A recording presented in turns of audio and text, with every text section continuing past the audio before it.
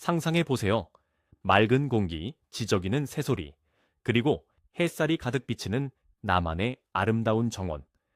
당신은 드디어 꿈에 그리던 마당 있는 집으로 이사했습니다. 하지만 현실은 어떤가요? 주말 아침 커피 한 잔에 여유는커녕 눈을 뜨자마자 작업복으로 갈아입고 잡초와 전쟁을 벌이고 있지 않나요? 허리는 끊어질 듯 아프고 손톱 밑에는 항상 흙이 껴 있습니다.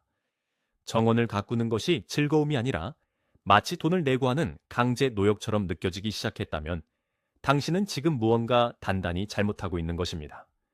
오늘 우리는 정원이 있지만 그 의미를 완전히 상실해버린, 그래서 매일 스트레스만 받는 99%의 사도원, 즉 정원사들이 저지르는 치명적인 실수에 대해 이야기해 보려 합니다. 이 영상을 끝까지 보신다면 여러분은 정원의 노예에서 벗어나 진정한 정원의 주인으로 거듭나는 놀라운 비밀을 알게 될 것입니다. 자, 스스로에게 한번 물어보세요. 당신은 정원을 즐기고 있습니까? 아니면 정원을 모시고 살고 있습니까? 우리가 정원에 대해 가지는 환상은 대개 소셜미디어나 아름다운 잡지 화보에서 비롯됩니다. 인스타그램 속에 완벽하게 다듬어진 장미 정원, 영화 속 주인공이 책을 읽는 푸른 잔디밭을 보며 우리도 그런 공간을 가질 수 있다고 믿게 되죠. 하지만 우리가 간과하는 아주 중요한 역사적 사실이 하나 있습니다. 과거 유럽의 그 아름답고 웅장한 대저택의 정원들은 사실 정원 주인 혼자서 가꾼 것이 아닙니다. 수십 명, 많게는 수백 명의 전문 정원사들이 매일 아침부터 밤까지 매달려 피땀을 흘린 결과물이었죠. 현대에 와서 우리는 그 수십 명의 노동력을 우리 자신, 단 한 명의 주말 시간으로 대체하려고 합니다. 애초에 불가능한 미션에 도전하고 있는 셈입니다. 흙을 만지고 식물을 키우는 행위 자체는 인간의 본성적인 치유 본능을 자극하지만 그것이 내 체력과 시간을 초과하는 순간 힐링은 곧바로 킬링이 되어버립니다. 그래서 우리는 왜 우리의 정원이 우리를 지치게 만드는지 그 근본적인 원인을 하나씩 뜯어볼 필요가 있습니다. 화려한 꽃 뒤에 숨겨진 잔혹한 가드닝의 현실. 이제 그 진짜 이야기를 시작해 보겠습니다. 가장 먼저 짚고 넘어가야 할 치명적인 실수는 바로 식물을 인테리어 소품처럼 쇼핑하는 습관입니다. 많은 초보 정원사들이 화원에 가서 단순히 꽃이 예쁘다는 이유만으로 혹은 잎사귀의 모양이 특이하다는 이유만으로 식물을 충동구매합니다. 하지만 식물은 살아있는 생명체이며 각자 요구하는 생존 환경이 완전히 다릅니다. 예를 들어볼까요? 당신이 아주 화려하고 이국적인 열대 식물에 반해 거금을 주고 정원에 심었다고 가정해 봅시다. 하지만 당신의 정원이 겨울에 영하 15도까지 떨어지는 지역이라면 어떻게 될까요? 그 식물은 첫눈이 오기도 전에 까맣게 얼어 죽고 말 것입니다. 또는 햇빛을 쨍쨍하게 받아야 꽃을 피우는 식물을 집 건물에 짙은 그늘 아래 심어놓고 왜 꽃이 피지 않냐고 원망하는 경우도 허다합니다. 이는 마치 사막에 사는 선인장을 늪지대에 심어놓고 잘 자라기를 바라는 것과 같습니다. 식물을 고를 때는 그 식물의 외모가 아니라 내 정원의 토양, 일조량, 그리고 기후와 궁합이 맞는지를 먼저 철저하게 따져봐야 합니다. 예쁜 쓰레기를 만들지 않으려면 환경에 맞는 식물을 선택하는 것이 가드닝의 절대적인 첫걸음입니다. 두 번째로 흔히 저지르는 실수는 빛과 그림자의 마법을 무시하는 것입니다. 정원의 하루를 가만히 관찰해 본 적이 있으신가요? 아침에 햇살이 비치던 곳이 오후에는 건물이나 큰 나무에 가려 깊은 그늘이 되기도 합니다. 식물에게 햇빛은 인간의 밥과 같습니다. 밥을 하루에 5끼 먹어야 직성이 풀리는 대식가 식물이 있고 하루에 한 끼만 먹어도 충분한 소식가 식물이 있습니다. 양지식물, 반음지식물, 음지식물이라는 분류는 그냥 있는 것이 아닙니다. 그런데 많은 분들이 그냥 정원에 빈 공간이 보이면 아무 식물이나 우겨 넣습니다. 해가 쨍쨍한 한여름에 남양 정원의 서늘한 그늘을 좋아하는 고사리류나 호스타를 심어 놓으면 며칠 만에 잎이 타들어가 바삭바삭한 과자처럼 변해버립니다. 반대로 햇빛을 사랑하는 라벤더나 장미를 그늘진 담벼락 밑에 심으면 꽃은 피우지도 못한 채 줄기만 웃자라 흉측한 모습이 되고 맙니다. 내 정원의 어느 곳에 언제부터 언제까지 햇빛이 머무는지를 기록하는 빛의 지도를 만들어야 합니다. 이 지도가 없다면 당신의 가드닝은 눈을 감고 다트를 던지는 것과 다를 바 없습니다. 세 번째 함정은 바로 완벽한 잔디밭에 대한 끝없는 집착입니다. 전원주택을 꿈꾸는 사람들의 10중 8구는 푸르고 넓은 잔디밭을 로망으로 꼽습니다.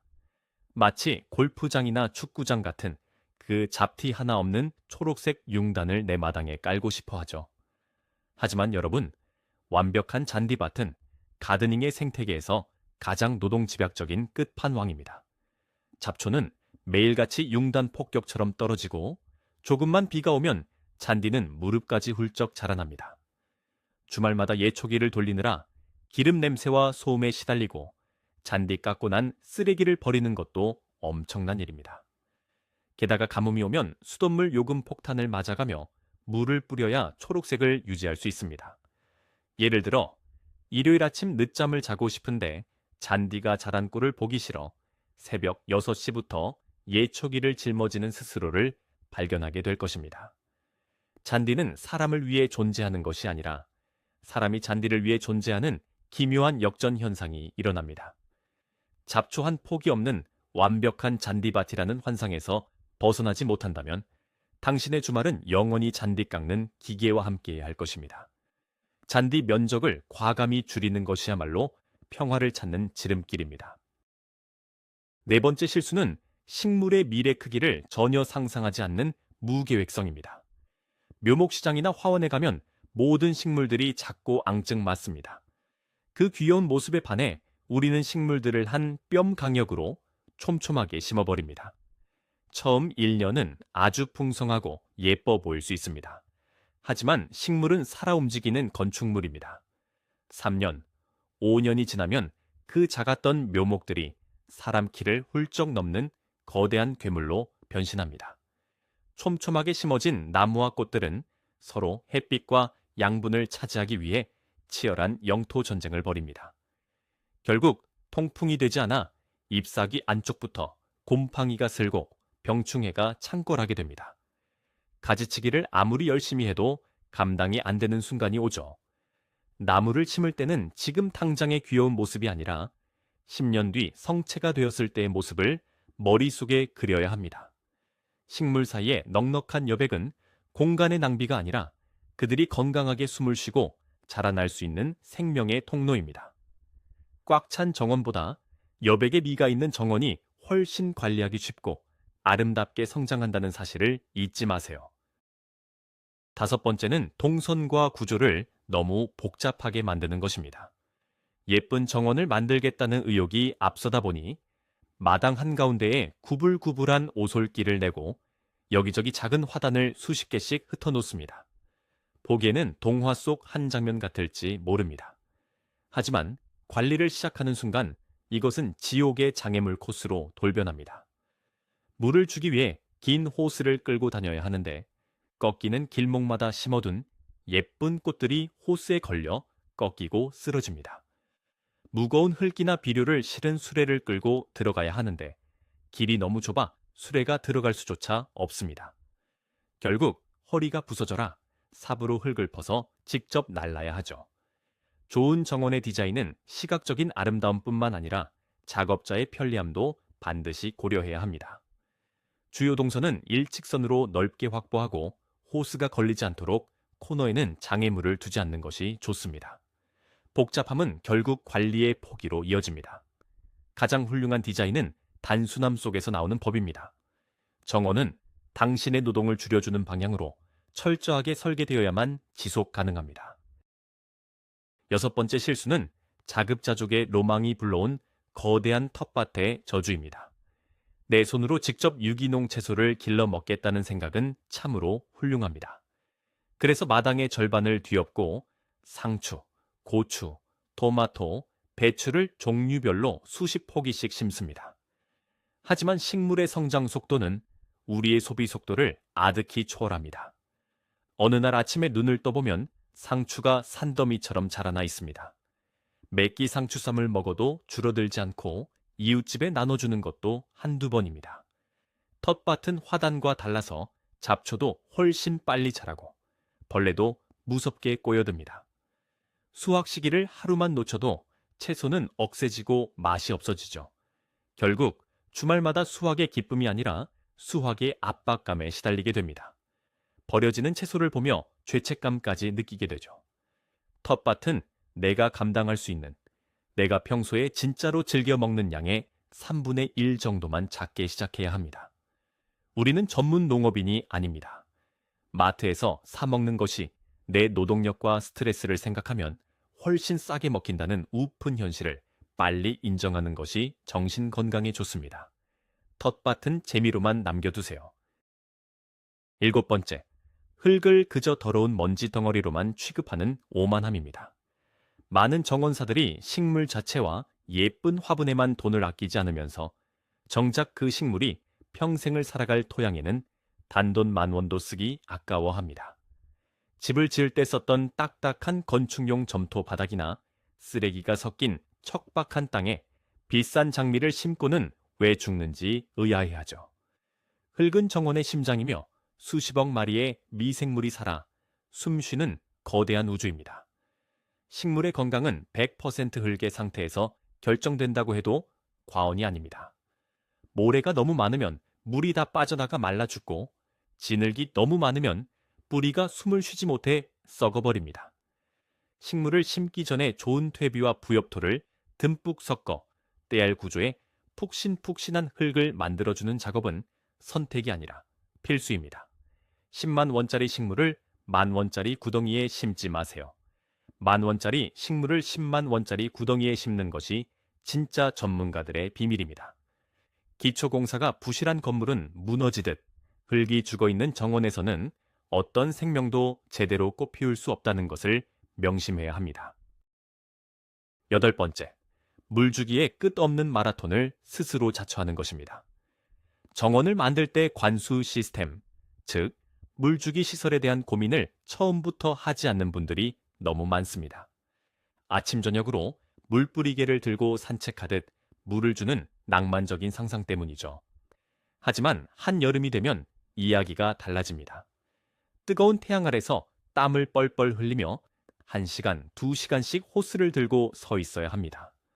여행을 가거나 며칠 집을 비울 때면 식물들이 말라 죽을까봐 발을 동동 구르며 불안해하죠.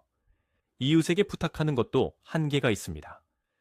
많은 분들이 직접 손으로 물을 줘야 식물과 교감한다고 믿지만 사실 식물 입장에서는 항상 일정한 시간에 적당량의 물이 공급되는 것을 훨씬 좋아합니다. 정원을 조성할 때 점적 관수 호스나 자동 스프링클러 타이머를 설치하는데 약간의 비용과 시간을 투자해 보세요. 당신의 가드닝 라이프가 구석기 시대에서 최첨단 스마트 시대로 단숨에 도약할 것입니다. 물주기 노동에서 해방되는 순간 비로소 정원의 진짜 아름다움이 눈에 들어오기 시작할 것입니다. 9번째 실수는 자연과 타협하지 않고 끊임없이 전쟁을 치르려는 태도입니다. 정원에 진딧물 한 마리, 애벌레 한 마리만 보여도 기겁을 하며 독한 화학 농약을 무자비하게 살포합니다. 하지만 자연은 진공 상태가 아닙니다. 벌레가 있으면 그 벌레를 먹고 사는 새와 무당벌레, 개구리가 찾아오기 마련입니다. 이것이 바로 건강한 생태계의 순환입니다. 농약을 남용하면 익충까지 모두 죽게 되고 결국 더 지독한 해충들이 정원을 점령하는 악순환이 시작됩니다. 약간의 벌레 먹은 잎사귀를 너그럽게 품어줄 수 있는 마음의 여유가 필요합니다. 또한 잡초와의 전쟁도 마찬가지입니다. 모든 잡초를 뿌리 뽑겠다는 완벽주의는 당신을 골병들게 합니다. 식물 주변에 바크나 우드칩 같은 멀칭제를 두껍게 깔아주어 잡초가 자랄 틈을 주지 않는 자연스러운 방어 체계를 구축하세요. 적당히 타협하고 자연 스스로 균형을 찾도록 기다려주는 지혜가 없다면 정원은 영원히 끝없는 전장으로 남게 될 것입니다. 자연을 통제하려 하지 말고 자연의 흐름에 부드럽게 올라타야 합니다. 10번째, 식물만을 위한 정원을 만들고 정작 그곳을 누려야 할 사람의 공간을 잊어버리는 치명적인 설계 오류입니다. 온 마당을 빼곡하게 희귀한 식물과 화려한 꽃으로 채우는데 성공했다고 칩시다. 그런데 정작 일을 마친 후 앉아서 쉴 곳이 없다면 어떨까요? 햇빛을 피할 파라솔이나 튼튼한 벤치, 시원한 음료를 올려둘 작은 테이블조차 마련하지 않는 경우가 의외로 많습니다. 아름다운 꽃을 감상하려면 결국 쪼그리고 앉거나 뜨거운 햇볕 아래 서 있어야 합니다. 정원은 식물의 전시장도 수목원도 아닙니다. 나와 내 가족이 편안하게 휴식하고 위안을 얻기 위한 프라이빗한 생활 공간입니다. 정원을 계획할 때는 가장 먼저 당신이 앉아서 쉴 휴게 존부터 확보해야 합니다. 그늘을 만들어줄 큰 나무 아래나 바람이 잘 통하는 처마 밑에 아늑한 의자를 두세요. 사람이 머물며 즐길 수 없는 정원은 그저 일거리에 불과합니다. 식물에게 자리를 양보하느라 정작 당신이 쉴 곳을 잃어버리는 어리석은 짓은 이제 그만 멈춰야 할 때입니다. 11번째, 강박적인 완벽주의에 덫에 빠지는 것입니다. 나무잎 하나가 누렇게 변하거나 정성껏 심은 꽃이 시들면 마치 자신의 인생이 실패한 것처럼 심각한 스트레스를 받는 분들이 있습니다. 식물도 생명체이기에 태어나고 자라며 때로는 병들고 죽는 것이 당연한 섭리입니다. 계절의 변화에 따라 잎이 지고 쓰러지는 모습조차 정원의 자연스러운 풍경 중 하나입니다. 그런데 완벽주의에 빠진 정원사들은 시든 꽃대는 보이는 족족 잘라내야 하고 떨어진 낙엽은 티끌 하나 없이 쓸어내야만 직성이 풀립니다. 정원은 정지된 한 장의 그림이나 조각 작품이 아닙니다. 비바람이 치면 헝클어지고 겨울이 오면 앙상해지는 것이 정상입니다. 다소 헝클어지고 야생적인 모습에서 느껴지는 자연스러움, 즉 영국의 코티지 가든 같은 여유로움을 즐길 줄 알아야 합니다. 모든 것을 통제하고 완벽하게 유지하려는 마음을 내려놓는 순간 가드닝의 진짜 재미가 시작됩니다. 완벽하지 않아도 괜찮습니다. 당신의 정원은 이미 그 자체로 훌륭한 생명의 요람이니까요. 마지막 12번째, 해결책을 외면하고 과거의 방식만 고집하는 태도입니다. 앞서 말씀드린 모든 문제들을 해결하는 핵심 열쇠는 바로 로우, 메인터넌스 가든, 즉 최소 유지 관리 정원을 지향하는 마인드셋입니다. 이것은 게으른 것이 아니라 현명한 것입니다. 그 지역의 기후와 풍토에 완벽하게 적응한 자생식물을 적극적으로 활용하세요. 이들은 비료를 주지 않아도 약을 치지 않아도 스스로 강인하게 살아남습니다. 물을 좋아하는 식물끼리, 건조한 것을 좋아하는 식물끼리 끼리끼리 모아서 심어 물 관리에 효율성을 극대화하세요. 잡초 뽑는 시간을 획기적으로 줄여주는 멀칭 작업에 아낌없이 투자하세요. 정원일은 몸으로 때우는 막노동이 아니라 철저한 계획과 지식으로 무장한 두뇌 게임이어야 합니다. 내 체력과 시간에 맞는 정원 가꾸기에 기준을 다시 세우고 불필요한 노동을 과감히 잘라내는 결단이 필요합니다. 일하는 정원이 아니라 나를 위로하고 힐링해주는 진짜 정원을 만들기 위한 지혜로운 전략을 지금 당장 실행에 옮겨야 할 때입니다. 여러분, 가장 훌륭하고 이상적인 정원은 과연 어떤 정원일까요? 매일 주인이 피땀 흘려 가꿔야만 유지되는 정원일까요? 아닙니다. 가장 완벽한 정원이란 놀랍게도 당신이 일주일쯤 훌쩍 여행을 떠나 집을 비워도 스스로의 생명력으로 끄떡없이 살아남는 정원입니다. 오늘 우리는 당신의 허리를 휘게 만들고 주말을 앗아간 12가지의 치명적인 가드닝 실수들을 살펴보았습니다. 충동적인 식물 쇼핑, 완벽한 잔디밭에 대한 집착, 그리고 사람을 잊은 정원 설계까지. 이 모든 실수들의 공통점은 자연의 섭리를 거스르고 억지로 통제하려 했다는 점입니다. 이제 무거운 삽을 잠시 내려놓고 깊게 숨을 들이마셔 보세요.